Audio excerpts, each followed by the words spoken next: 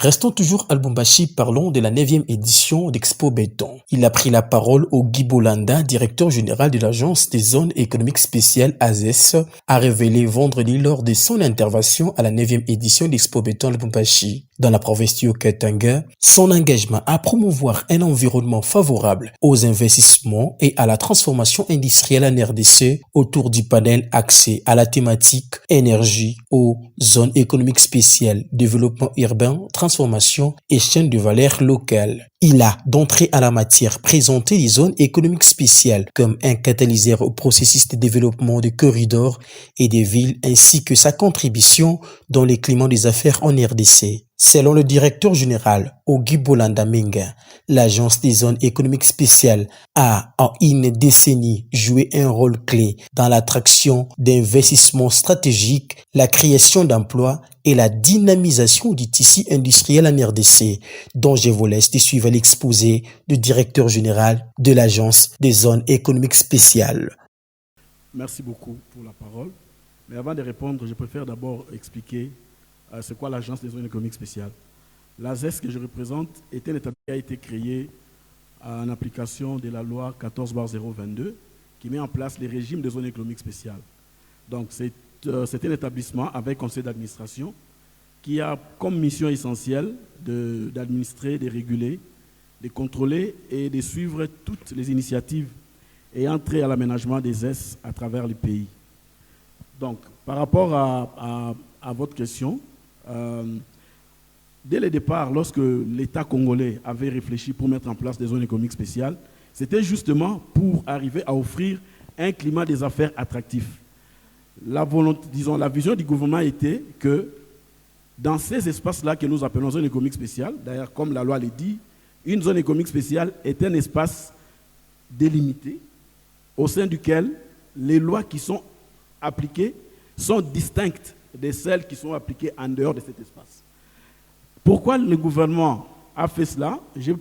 En prenant le micro ici, j'ai dit que la semaine, disons le lundi ici, nous avons célébré les 10 ans de l'Agence des zones économiques spéciales. Mais tout n'a pas commencé avec la création de l'AZES. C'est-à-dire qu'il y a eu tout un processus.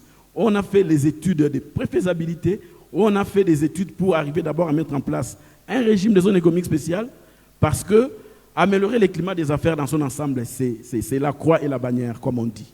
Ce n'est pas facile. J'ai été à un certain moment de ma vie conseiller au ministère de l'Industrie. J'ai eu à participer à des groupes de travail où on cherchait à améliorer le climat des affaires, mais ça n'a jamais été facile. C'est la raison pour laquelle il fallait aller dans les zones économiques spéciales pour arriver à offrir les meilleures conditions, à offrir un espace au sein duquel il n'y a pas de tracasseries, parce que je crois qu'on est ici avec des opérateurs économiques, ils savent comment, quand on parle de la RDC, comment les gens ont souvent peur, parce qu'ils disent que non, il y a des tracasseries, il y a tout ça.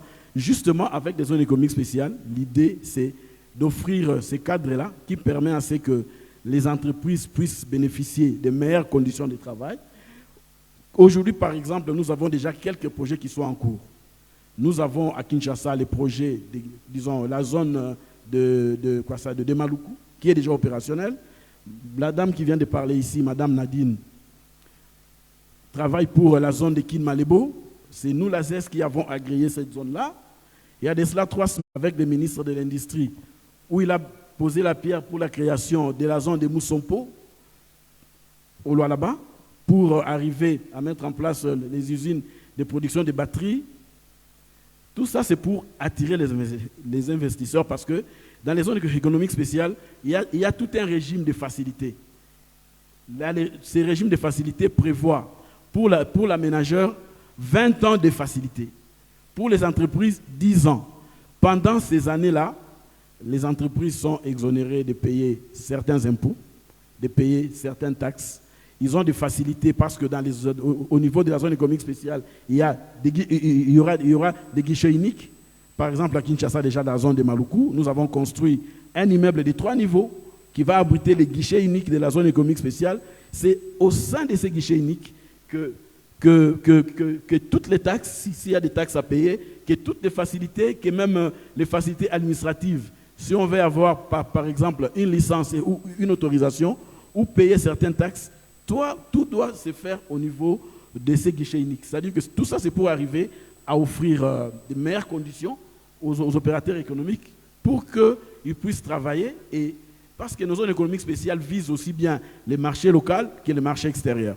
Une fois que le produit est sorti de la zone économique spéciale, ces produits-là peuvent quitter le pays, aller ailleurs, tout comme ces produits-là, on a dit ici que nous avons au Congo plus ou moins 120 millions d'habitants, à Kinshasa au moins 20 millions d'habitants, c'est-à-dire que c'est un marché qui est là, qui n'attend que des produits made in Congo pour être consommés. Aujourd'hui, nous sommes fiers de vous dire que grâce à la zone économique spéciale au niveau des Maluku, nous produisons des carreaux,